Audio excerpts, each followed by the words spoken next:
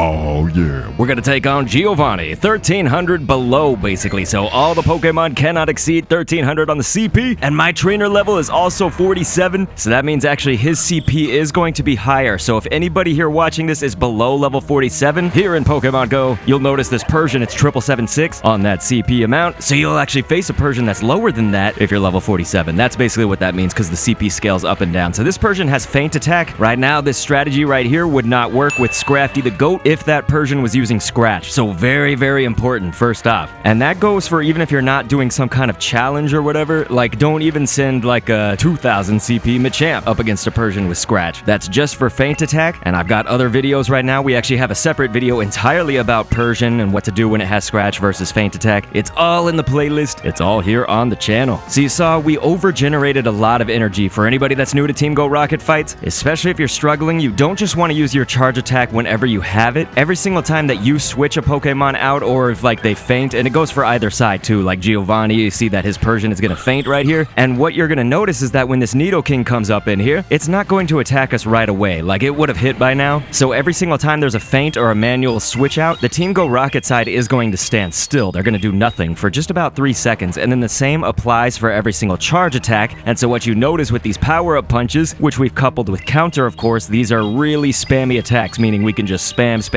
throw them out quickly, rapidly, and even if it's not very effective right now against this Nidoking, it just can't move, right? Like it hasn't attacked us once. So this is pretty solid right here. We're gonna do this just a few more times.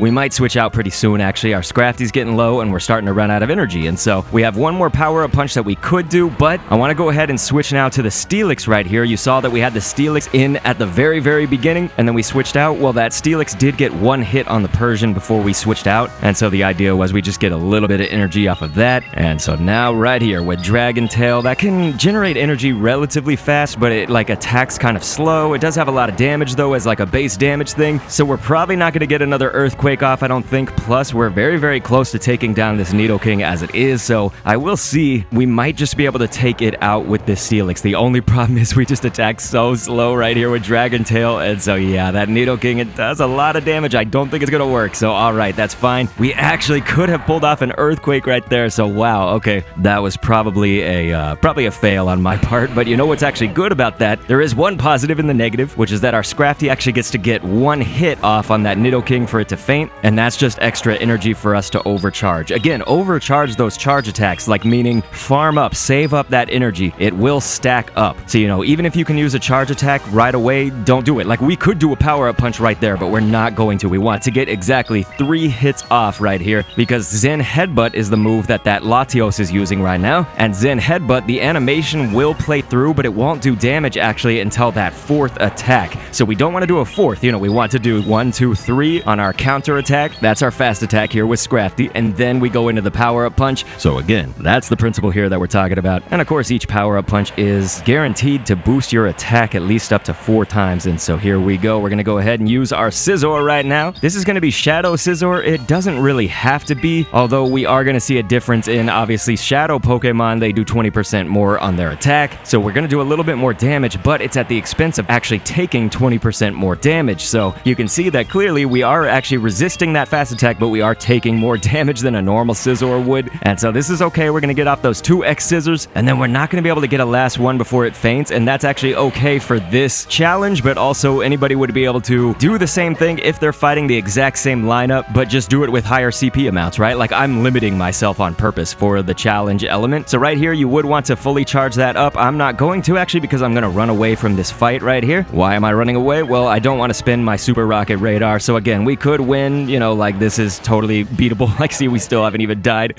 We're just like playing around right in his face, man. So yeah, that actually worked even with wiggle room. And just a reminder, once again, Team Go Rocket scales up and down. So because my trainer level is somewhat high, you know, 47, if you're below that and then you use Pokemon higher than 1300, like you're set up much better than I was in this match. So you can do it. It's just, it does have to be this specific Giovanni lineup. Don't be trying to go up against like Rhyperior or a Latios with Dragon Breath and then horribly blast me because it like didn't work or something. That's because it has to be this specific lineup and moveset, okay? That is so important. But anyway, please feel free to click an end screen on screen to see other ones that are not challenges or whatever. And thanks for viewing.